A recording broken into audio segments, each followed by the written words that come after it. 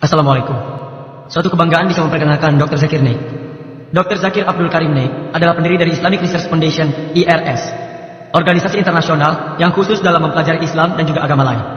Beliau adalah orang utama di belakang pelatihan dan presentasi-presentasi IRS dalam mempelajari dan memperjelas arti Islam dan juga menghilangkan hal-hal yang tidak jelas mengenai Islam sendiri.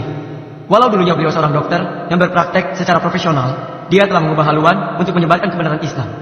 Pada saat berumur 36 tahun, Dr. Zakir telah menerangkan ajaran agama Islam dan meluruskan pendapat keliru mengenai Islam dengan berdasarkan Al-Quran dan menguatkannya dengan alasan, logika, dan juga ilmu pengetahuan yang semuanya berpengaruh. Beliau banyak mengutip dari dalam Al-Quran dan juga dari dalam kitab-kitab agama lain.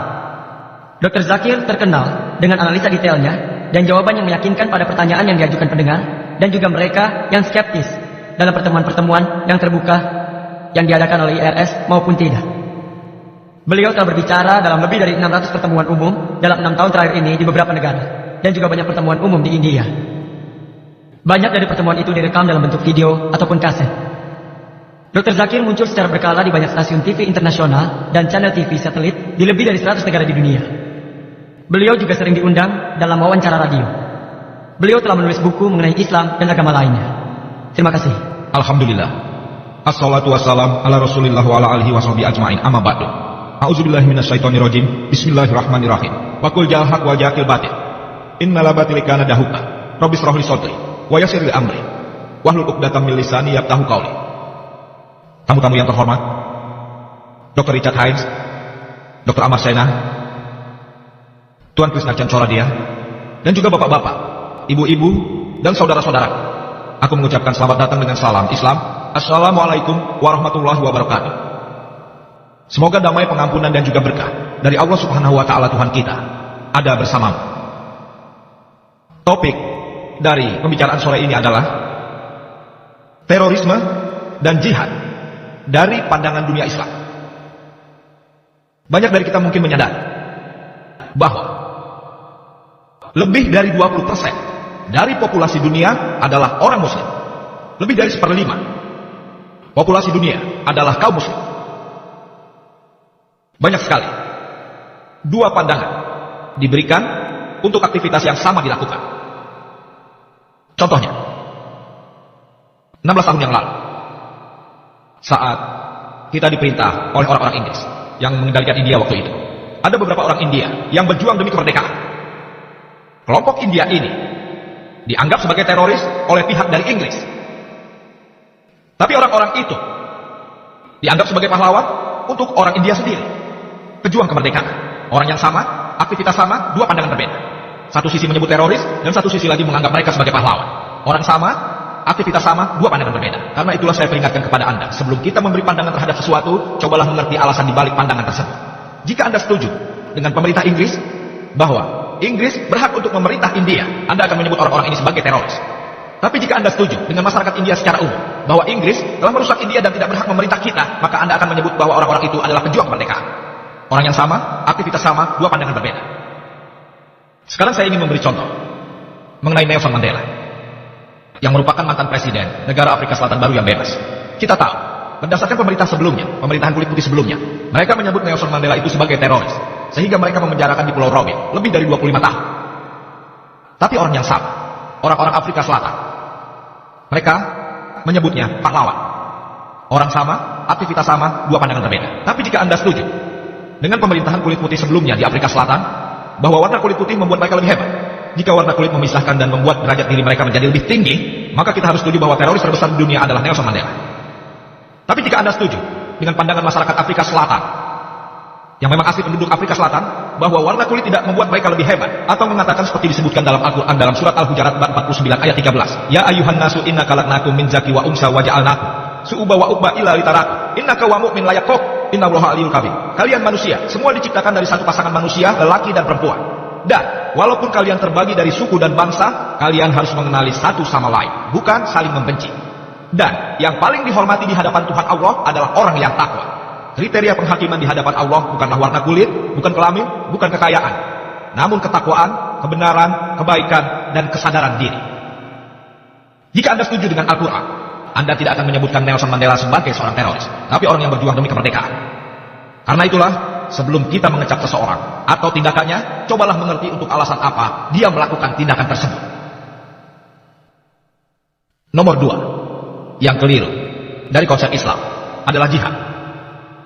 Bahwa ada kekeliruan besar mengenai arti kata jihad, bukan hanya di antara orang-orang non-muslim, tapi juga di antara muslim sendiri. Kebanyakan orang-orang muslim ataupun non-muslim merasa bahwa setiap perang yang dilakukan oleh orang-orang muslim untuk alasan apapun juga, apakah hal itu untuk kepentingan pribadi, politik, daerah kekuasaan, atau juga bahasa, untuk alasan apapun di mana perang itu dilakukan orang muslim, perang itu disebut jihad. Ini kekeliruan besar bukan hanya di antara orang-orang non-muslim, tapi juga di antara muslim, bahwa tiap kali orang muslim berperang, itu disebut jihad. Jihad berasal dari kata-kata Arab, jahada, yang berarti bekerja keras, yang berarti berjuang, yang berarti mengeluarkan usaha. Dan dalam konteks Islam, jihad berarti berjuang melawan keinginan jahat yang datang dari diri sendiri. Jihad dalam konteks Islam juga berarti berjuang untuk memperbaiki masyarakat. Ini termasuk berjuang dalam peperangan untuk mempertahankan diri. Juga termasuk berjuang untuk melawan tirani dan penindasan. Jihad berasal dari kata dasar jahada, yang berarti berusaha, berjuang. Contohnya, jika seorang siswa berusaha untuk lulus dari ujiannya, dalam bahasa Arab kita menyebutnya jihad juga. Dia berusaha, berjuang untuk lulus dalam ujiannya. Jika seorang pegawai berusaha, berjuang untuk memuaskan atasannya, tidak peduli apa dia baik atau tidak, itu disebut jihad. Tidak peduli apakah pegawai itu baik atau tidak, apakah ia berjuang untuk memuaskan atasannya, itu disebut jihad. Jihad artinya adalah untuk berjuang. Jika seorang politikus berjuang untuk memenangkan kampanye, entah ia baik atau tidak, dalam bahasa Arab itu disebut jihad. Mengenai kekeliruan yang ada dalam kata-kata jihad, kebanyakan orang muslim dan non-muslim menganggap bahwa jihad hanya bisa dilakukan oleh orang-orang muslim. Sebenarnya, ada ayat di Al-Quran yang dikatakan oleh Allah bahwa orang-orang non-muslim pun dapat melakukan jihad. Quran yang mengatakan. Surat Luqman, bab 31, ayat 14. Di sana dikatakan bahwa kita yang menikmati hidup sebagai manusia, maka kita harus berbuat baik pada orang tua. Ayat selanjutnya di surat Luqman bab 31 ayat 15 mengatakan bahwa jika orang tua kalian berjuang atau memaksa kalian untuk memuja Tuhan selain daripada aku, selain Allah maksudnya, di mana kalian tidak mengerti, maka jangan menuruti mereka. Al-Quran berkata, jika orang tua kalian berusaha, berjuang, melakukan jihad untuk memaksamu memuja orang lain selain Allah Maha Besar, jangan menuruti mereka. Kalian dengar bahwa orang non-muslim pun bisa melakukan jihad. Pesan yang sama ada di surat Al-Ankabut bab 29 ayat 8. Kita sebagai manusia harus menghormati orang tua kita. Tapi jika mereka berjuang dan melakukan jihad dan juga memaksa kau untuk memuja Tuhan selain aku, selain Allah Maha Besar, di mana kalian tidak mengerti, maka jangan menuruti mereka. Tapi hiduplah dengan mereka dengan penuh kasih sayang. Kini kita tahu dari Al-Quran bahwa non-muslim pun bisa melakukan jihad. Al-Quran menyebutkan di surat An-Nisa bab 4 ayat 76. Orang-orang yang percaya berjuang dengan cara Allah Subhanahu wa taala, dan orang yang tidak percaya berjuang dengan cara setan. Orang-orang yang berjuang melawan keinginan setan yang menentang kedamaian, maka siapapun dia disebut melakukan jihad. Jihad adalah kata Arab yang hanya berarti berusaha, berjuang. Dalam konteks dan disebut dengan jihad fisabilillah. Mereka yang jahat berjuang dengan cara setan dan disebut dengan jihad fisabilillah. Jadi jihad ada jenisnya, yang baik dan juga yang jahat. Berjuang untuk hal baik, berjuang untuk hal jahat. Tapi dalam konteks Islam, jika tidak dispesifikasikan, kita mengambil arti bahwa jihad adalah untuk alasan yang baik, jihad fisabilillah, jihad dengan cara Allah Subhanahu wa taala. Kecuali dispesifikasikan, sudah dipastikan bahwa tiap kali jihad disebut itu berarti jihad fisabilillah, jihad dengan cara Allah Subhanahu wa taala. Kekeliruan lainnya, baik di kalangan non-muslim atau muslim, adalah jihad berarti perang suci. Sebenarnya, jika kita baca di Al-Quran, tidak ada kata perang suci dimanapun dalam Al-Quran. Kita tidak akan menemukan perang suci disebutkan dalam ayat manapun atau dikatakan oleh Nabi maupun dalam Al-Quran. Terjemahan bahasa Arab untuk kata perang suci adalah, yaitu hablum mukadifah, yang berarti perang suci. Kata ini tidak pernah disebutkan di dalam Al-Quran, dan juga tidak pernah disebutkan dalam buku-buku Nabi yang asli. Kata perang suci ini pertama kali digunakan oleh orientalis saat mereka pertama kali menulis buku tentang Islam. Dan sangat disayangkan, banyak cendekiawan muslim pun menerjemahkan jihad sebagai perang suci. Sangat disayangkan. Ketika banyak orang salah mengerti tentang ajaran Islam, banyak cendekiawan muslim pun menggunakan terjemahan ini. Dan menggunakan terjemahan ini. Dan mereka mengira bahwa terjemahan yang paling cocok untuk bahasa Arab jihad adalah perang suci. Ini sangat salah.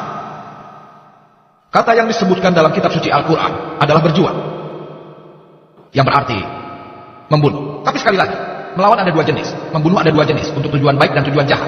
Seperti dipelajari dalam Al-Quran, surat An-Nisa, bab 4, ayat 76. Orang-orang yang percaya berjuang dengan cara Allah Subhanahu wa Ta'ala. Mereka berjuang dengan cara Allah. Dan orang yang tidak percaya berjuang dengan cara setan. Orang yang percaya berjuang melawan kekuatan setan. Artinya, orang jahat berjuang dengan cara setan. Dan orang baik berjuang dengan cara Allah Subhanahu wa Ta'ala. Jadi jihad bukan berarti perang suci. Dan kita hanya berarti untuk berjuang. Kita fisabilillah berarti berjuang dengan cara Allah Subhanahu wa Ta'ala. Dan kita fisaiton berarti berjuang dengan cara syaitan. Kata jihad disebutkan beberapa kali dalam Al-Quran di berbagai tempat. Bahkan pernah digunakan oleh Nabi Muhammad SAW dan juga beberapa doktrin lainnya.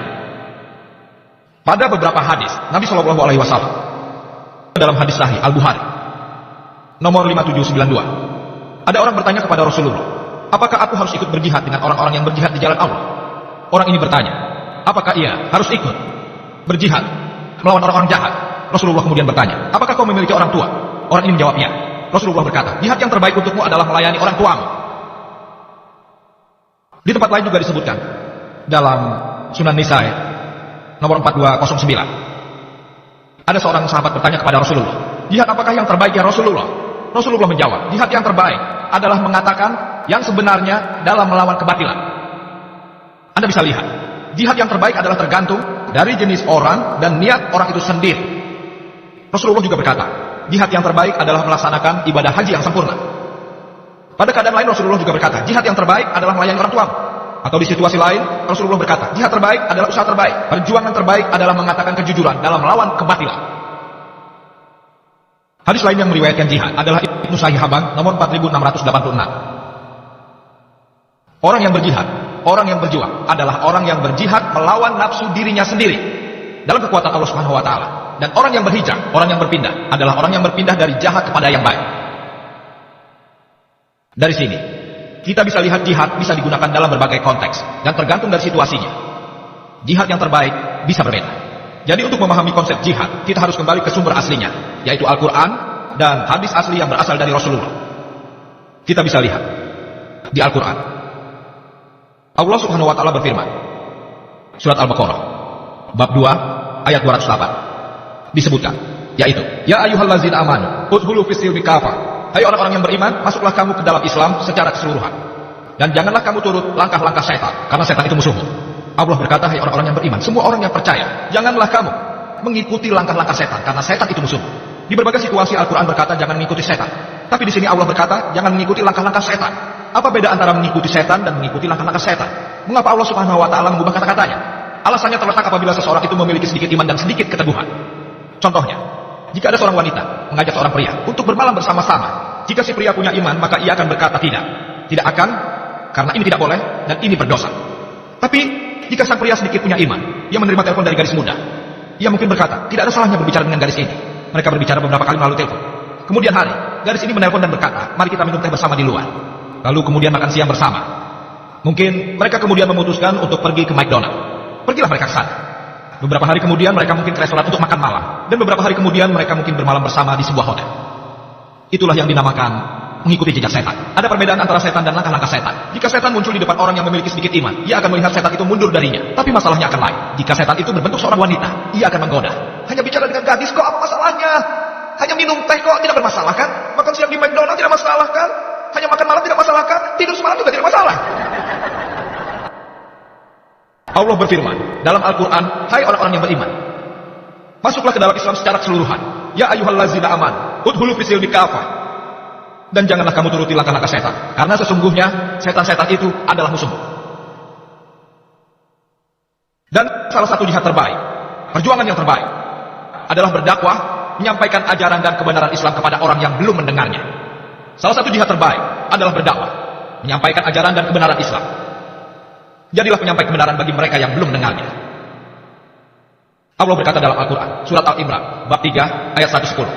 Kuntum khayra ummatin ukhrijat linnas. Kamu adalah orang yang terbaik yang dilahirkan untuk manusia. Allah memberikan kita kehormatan menyebut kita umat terbaik. Tidak ada kehormatan tanpa tanggung jawab. Allah memberikan kita tanggung jawab.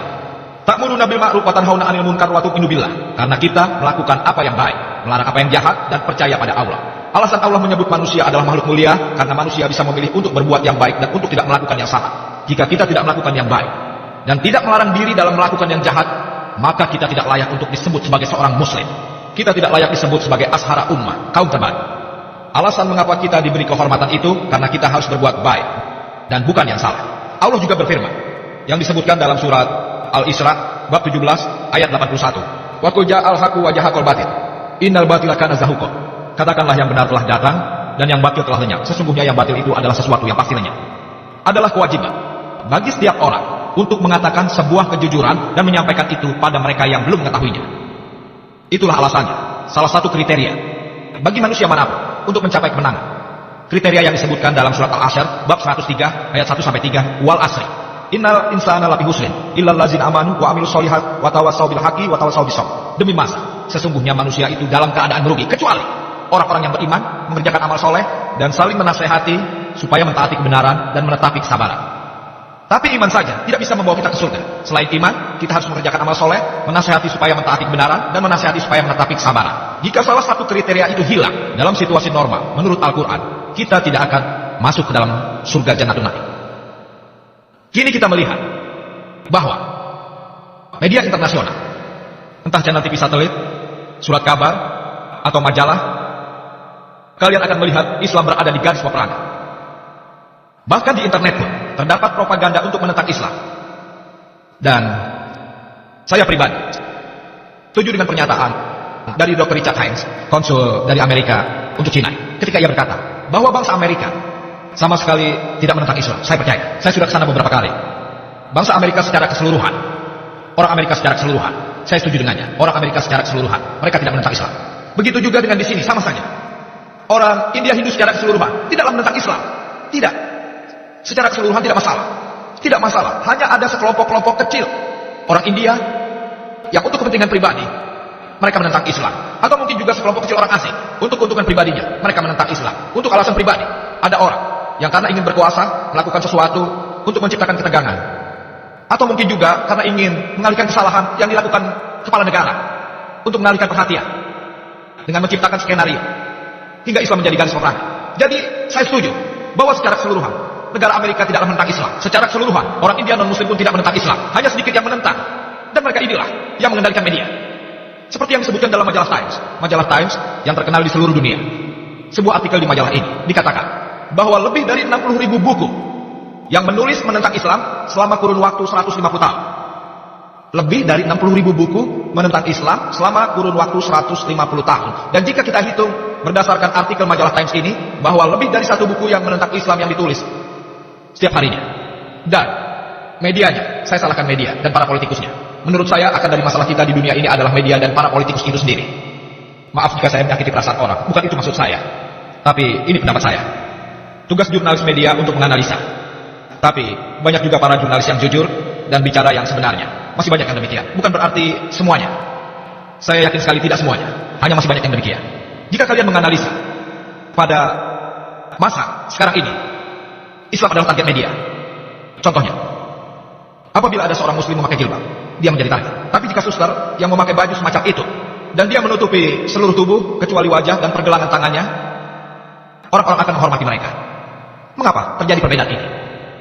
Jika seorang muslim memelihara janggut, maka dia dianggap teroris. Tapi orang Sikh boleh memelihara janggut. Tidak masalah mereka memakai sorban. Saat saya pertama kali ke Kanada tahun 90-an, di sana ada orang Sikh yang juga merupakan warga Kanada. Dia berjuang agar dia memperoleh hak untuk tidak melepaskan sorbannya saat dia masuk ke militeran Kanada. Dia memenangkan kasusnya. Dia orang Sikh. Lalu ada juga orang Sikh yang menghadapi pengadilan, di mana dia menolak melepaskan sorbannya saat masuk universitas. Dia memenangkan kasusnya juga. Di sini bisa kita lihat bahwa orang yang memelihara janggut, saya tidak mengerti kenapa orang itu takut dengan janggut ini. Ini baru saja kejadian kemarin. Aku datang bersama kolegaku, dan kami datang ke sebuah hotel. Kolegaku itu juga berjanggut dan memakai peci. Kemudian ada beberapa polisi mengikuti kami dan bertanya, hanya karena janggut dan peci kami. Memangnya janggut bisa apa? Menyakiti lalat saja tidak bisa. Memangnya peci ini bisa apa? Apakah bisa menyembunyikan senjata di dalam peci? Jika seseorang membawa sesuatu, kita tentu bisa melihat apa yang dibawanya. Tapi janggut ini, menyakiti lalat saja tidak bisa. Jika kita analisa, banyak orang dari berbagai agama, mereka juga punya janggut. Pengikut Yesus Kristus misalnya, dan juga para Rasul Islam. Bahkan juga para pemimpin agama Kristen, mereka memiliki janggut, seperti juga saya. Semua anggota keagamaan. Hampir semuanya. Tapi tidak semua. Jika kalian analisa di tiap agama, kalian akan bisa lihat mereka punya janggut. Lalu apa masalahnya? Tidak ada masalah sama sekali. Jadi semua ini kesalahan media. Salah media karena target ini dipilih. Karena inilah kalian bisa melihat ada salah persepsi di masa sekarang ini mengenai Islam. Tapi orang muslim juga salah. Karena kita tidak benar-benar menyampaikan kebenaran kepada mereka. Kita tidak melaksanakan tugas. Kita lihat beberapa ayat Al-Quran dilaksanakan tidak dalam konteksnya. Dan salah satu ayat terkenal dalam Al-Quran bisa diterjemahkan sebagai Al-Quran berkata, jika kau lihat non-muslim, bunuh dia. Salah satu kritikus terkenal dari India, Anda tahu Al-Suri? Dia menulis buku yang berjudul Word of Fatwa dan juga Course Al-Quran.